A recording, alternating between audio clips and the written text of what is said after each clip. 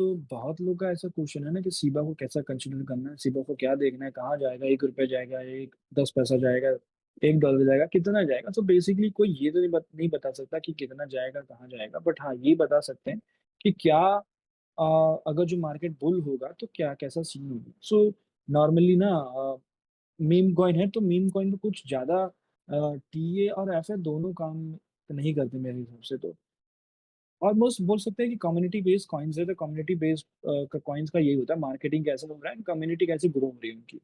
सो इनका जो already announcement था डेक्स का, जो उनका स्वैप था, वो ऑलरेडी लॉन्च हो गया था। एंड उस पर स्टार्टिंग में कुछ ज़्यादा ही अच्छा उसका रिजल्ट आया था। देन सडनली वापस से वो उनका 50% ऑफ द वॉल्यूम एक ही दिन में चला गया उनके प्लेटफॉर्म से। तो उसके बाद वो जो एक था इवेंट का जो पंप था वो भी खत्म हो गया। उसके बाद बर्निंग का कुछ न्यूज़ था, बट अभी तक वो आया नहीं क्लियर कि कब होगा बर्निंग, क्योंकि इनका ट्रिलियन में सप्लाई है तो उनको बर्निंग थोड़ा बहुत तो करना पड़ेगा। एंड एक और जो सीबा का बहुत बड़ा फंड था, वो फंड ये था कि इंडिया को जो रिलीफ फंड में, क्रिप्टो रिलीफ फंड करके एक इंडिया में कैंपेन था, उसमें वितालिक ने डोनेशन किया था ऑलमोस्ट 1 बिलियन वर्थ ऑफ सीबा और अकीता दोनों कंबाइन करके। तो उस टाइम पे क्या हुआ था ना कि जो सीबा और अकीता के फाउंडर्स थे, उन्होंने 50% ऑफ द जो उनका टोटल सप्लाई था वो वितालिक को दे दिया था। वितालिक को इसलिए दिया था क्योंकि वो लोग जो टोकन बनाया था वो इथेरियम पे बनाया था। तो इसलिए जस्ट टू ऐसा थोड़ा ऑनर के लिए 50% of the total supply gift कर दिया। एंड वो जो गिफ्ट किया वो फंड था, उन्होंने काफी टाइम तक छुआ नहीं। बट जब ये देखा उनके, क्योंकि वॉलेट का एड्रेस पब्लिक है, तो सबको पता था इनके पास होल्डिंग तो है अभी। तो ये दो ऑप्शन थे, या तो बर्न कर दे या तो उसको यूटिलाइज करे। तो उसको यूटिलाइज ऐसे किया कि वो जो सारा फंड लेके डोनेट कर रहा, डोनेशन में डाल दिया। थोड़ा बहुत अफ्रीकन कंट्रीज में दिया, इंडिया इंडिया में भी दिया। इंडिया में almost 1 billion worth of token दिया था। तो वो जब टोकन गिफ्ट हो गया ना, देन उसके बाद ये एक चीज, एक माइंडसेट आ गया था कि अगर जो सीबा हम पंप करते हैं एंड सीबा रकीता, तो उसमें प्रॉब्लम क्या होगा कि जब भी पंप होगा तो वो जो रिलीफ फंड में जो फंड आया है ना, वो लोग बेचने ट्राई करेंगे, क्योंकि लिक्विडिटी 1 बिलियन की तो होती नहीं है। होती भी है तो ऐसे कॉइन्स की नहीं होगी कि 1 बिलियन वर्थ ऑफ सीबा हम बेच सकें। तो उसके लिए थोड़ा थोड़ा लाइक फेज वाइज सेल करना पड़ता है। तो वो लोग यही ट्राई कर रहे थे कि इतना इतना ज्यादा डिमांड कैसे हो कि हम लोग ये सेल कर पाए। तो धीरे धीरे वो लोग ने सेल किया। 1 बिलियन टोटल अमाउंट में तो सेल नहीं कर पाएंगे क्योंकि वैल्यूएशन उसकी ऑलरेडी गिर गई थी। तो जब वो ऑलरेडी पंप था वहां पे बेचा है, थोड़ा बहुत जब नीचे आया तब बेचा है, कंटिन्यूस जब भी चांस मिल रहा था अच्छे रेट पे वो लोग बेच रहे थे। बट इन्वेस्टर के दिमाग में ये था ना कि जब भी मार्केट पंप होगा दैट मीन्स वो डंप भी हो जाएगा, क्योंकि इनके पास इतनी होल्डिंग है, ये लोग सेल करेंगे। ये लोग होल्ड तो नहीं कर सकते ना, क्योंकि वो तो रिलीफ फंड है। एंड वो लोग को उसको बेच के निकालना है स्टेबल कॉइन्स में, देन वो लोग यूटिलाइज कर पाएंगे ये क्रिप्टो रिलीफ में। तो उसके लिए वो डायरेक्ट अकीता या सीबू तो यूज नहीं कर सकते, उनको एटलीस्ट यूएसडीटी या यूएसडीसी मिलेगा, उसमें से वो लोग आईएनआर में कन्वर्ट करेंगे। एंड देन वो डोन कैंपेन चलाएंगे, या अगर जो स्टेबल कॉइन से भी काम चल जाता हो तो एटलीस्ट बेसिकली यही था, उनको बेचना था। तो इसलिए लोग ज्यादा ट्रस्ट नहीं कर रहे थे एंड वेट कर रहे थे कि कब ये इनका पूरा सेल आउट हो जाए, पूरा बेच के लोग निकल जाए, तब थोड़ा रिलीफ लगेगा कि हाँ अब कोई सेलर नहीं है इतना ज्यादा बड़े अमाउंट में। तो अभी ये लोग ने अनाउंसमेंट कर दिया था, जो इंडियन रिलीफ फंड का जो ये जिसको मिला था एंड जो हैंडल कर रहे थे जो टीम, वो लोग ने अनाउंस किया कि जो लास्ट रिमेनिंग टोकन्स थे ना उनके पास, वो लोग ने अभी आई थिंक एक हफ्ते पहले बेच दिया। एंड उसकी टोटल वैल्यूएशन थी 76.2 मिलियन के आसपास। तो आई थिंक कॉइन बेस का जब ये पंप आया था उसमें ये लोग ने यूटिलाइज किया, या ये में भी आगे पीछे थोड़ा। तो बट मेन पॉइंट ये है कि जो भी इनका फंड टोटल के पास था, रिमेनिंग उनके पास इतना था एंड वो लोग ने उसको इतने वैल्यूएशन में स्टेबल कॉइन में लाइक यूएसडीसी में बेच दिया।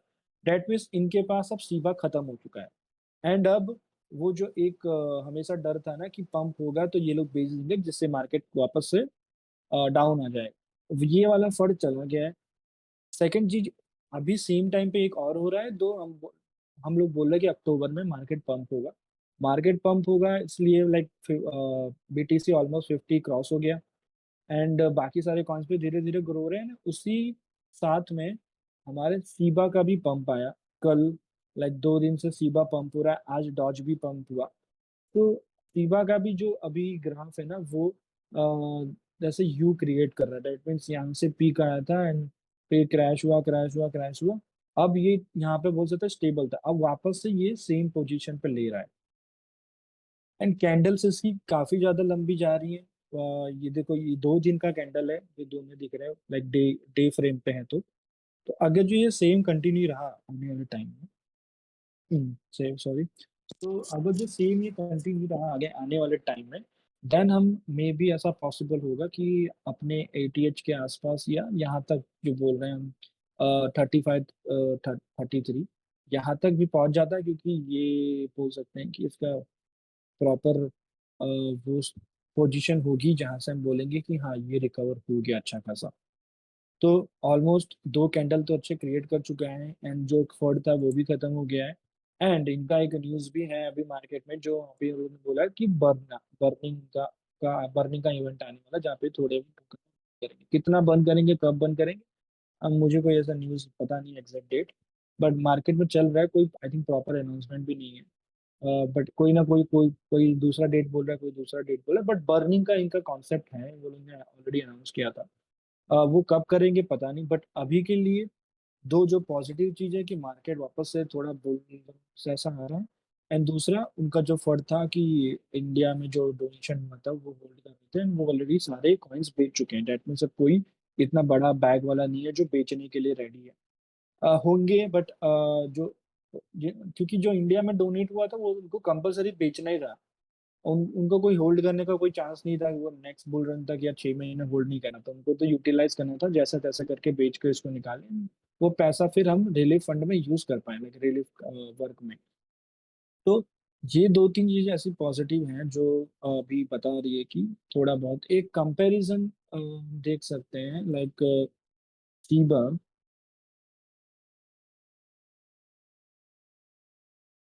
तो ये कंपैरिजन देख सकते हैं डॉज और सीबा के बीच का डिफरेंस। तो सीबा को अगर जो डॉज की जगह पे अभी आना है, क्योंकि सीबा तो पंप हुआ बट डॉज अभी इतना ज्यादा पंप नहीं हुआ, क्योंकि सीबा को देखेंगे ना, सीबा का पंप कॉइन बेस के टाइम पे भी आ गया था, लिस्टिंग के टाइम पे, एंड उसके बाद ये 2 दिन से भी अच्छा खासा पंप हुआ, बट डॉज उसके कंपेयर में इतना ज्यादा पंप नहीं हो रहा है।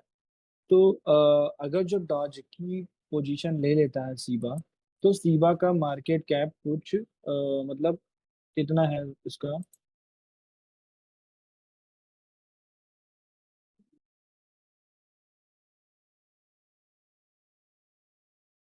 ताज का मार्केट कैप अभी ऑलमोस्ट इसका है 33 बिलियन का मार्केट कैप है। एंड अभी उसकी वैल्यूएशन 0.2 ही है, मतलब इतना ज्यादा ग्रो नहीं हुआ है उसके। अगर जो कंपेयर में देखेंगे, अगर जो फ्लिप कर लेता है सीबा, तो ऑलमोस्ट 3x या 4x की बात कर रहे हैं, 3x या 4x अगर जो सीबा कर लेता है, देन वो इसका मार्केट कैप ले लेगा। एंड वो इतना ले लेगा तो उसकी वैल्यूएशन इतनी होगी, ये देख सकते हो इतनी वैल्यू उसकी। आईएनआर में कितना होगा उसको कन्वर्ट कर लो। तो कुछ लोग को ऐसा है ना कि सीबा 1 रुपए जाएगा, $1 जाएगा एंड ऑफ द ईयर। तो $1 या 1 रुपए जाने के लिए उसका पूरा जो अभी सर्कुलेटिंग सप्लाई है, उसको देख लो, उसके हिसाब से मल्टीप्लाई करके कि जो रेट बोल रहे हो वो वहां पे जाने के लिए उतना मार्केट कैप कितना रिक्वायर्ड होगा। तो सपोज अगर जो सीबा का है ना, सीबा 10 से तो देख लिया, सपोज कर लो कि कार्डानो, क्योंकि अब ये दोनों ऑलमोस्ट 400-500 बिलियन के अबव है, तो यहाँ पे कंपैरिजन करना कोई नहीं। आडा से अगर जो करेंगे, आडा का मार्केट कैप अभी अंडर अंडर 100 है, उससे भी अगर जो कंपेयर करते हैं तो इतना जाएगा। तो जो 1 रुपी वाला बात है ना, 1 रुपी के लिए कितना मार्केट कैप चाहिए, वो कैलकुलेशन करोगे तो वो आडा का मार्केट कैप खा जाएगा, तो भी नहीं पहुंचेगा 1 रुपीज। एंड पैसे में तो कन्वर्ट करना पड़ेगा कितना है, क्योंकि पॉइंट पॉइंट पे आ रहा है, तो उसको मल्टीप्लाई करके देखना पड़ेगा। तो अगर जो आडा का मार्केट कैप भी ले लेता है, यहाँ से 7x या 8x जाएगा ये से, जहाँ पे अभी है।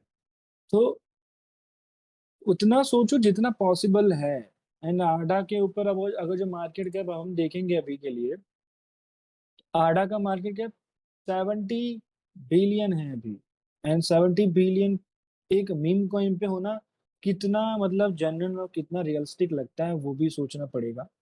बट हाँ, मैंने ये बता दिया 70 बिलियन अगर जो हम इस पे डाल देंगे सीबा पे, तो ये ऑलमोस्ट इतना जाएगा। एंड ये आईएनआर में कितना होता है वो कैलकुलेट करके देख सकते हो। तो बहुत लोग बोल रहे हैं $1 जाएगा, ₹1 जाएगा। पैसे में कितना जाएगा वो मेरे को नहीं समझ में आ रहा, खुद काउंट कर लो। बट 0.1 पैसा तक बोल सकते हैं कि जाएगा कभी ना कभी। अभी इस साइकिल में मेरे हिसाब से तो नहीं जाएगा 0.1 पैसा भी, मतलब 1 पैसा। एंड 0.01 जा सकता है। पर 1 पैसा, 1 पैसा थोड़ा है हार्ड। अब फंडिंग उतनी आती है तो क्यों नहीं जा सकता, बट उतना फंडिंग कोई डालेगा क्यों तो इसके ऊपर। एंड सोचना ये भी पड़ेगा कि अभी भी सीबा सीबा का जो वॉलेट है उसमें 3 ऐसे वॉलेट है जिसमें सब बहुत ज्यादा अमाउंट ऑफ सीबा पड़ा हुआ है। तो वो लोग भी बेच सकते हैं अगर जो अच्छा पोजीशन है तो ₹1 तो रियल मतलब साउंड ही नहीं होता। ₹1 कभी ये जाएगा इस साइकिल में, बर्निंग वर्निंग के बाद में भी कभी पॉसिबल होगा, बट ये साइकिल में ₹1 जो बोल रहे हैं ना वो पॉसिबल नहीं है। खुद आप कैलकुलेट कर लो, आडा का मार्केट कैप वो खा जाएगा उसके बाद ही इतना पहुंचेगा। तो आप क्या साथ मतलब अब आडा के ऊपर भी आप सोचते हो कि आडा से भी ज्यादा उसका मार्केट कैप हो जाएगा, या इथेरियम जितना हो जाएगा, या बिटकॉइन जैसा हो जाएगा, तो वो नहीं पॉसिबल है। आडा भी नहीं पॉसिबल है, फिर भी मैंने आडा का बताया। तो आडा के ऊपर सोच लो। तो यही है इसका, ग्रो होगा पर इतना ज्यादा मत सोचो कि ₹1 चला जाएगा, $1 चला जाएगा। पैसे में हो तो भी आप कैलकुलेट करके देखो कि फ्लिप करेगा डॉज को तो कितना जाएगा, उतना वैसा काउंट कर सकते हैं। बाकी ₹1 और $1 तो थोड़ा मतलब सुनने में फनी ही लगेगा। एंड ये फनी मतलब ऐसे ही नहीं फनी लगेगा, कैलकुलेशन के हिसाब से फनी लगेगा, ये पॉसिबल नहीं है ये साइकिल में। तो यही था सी।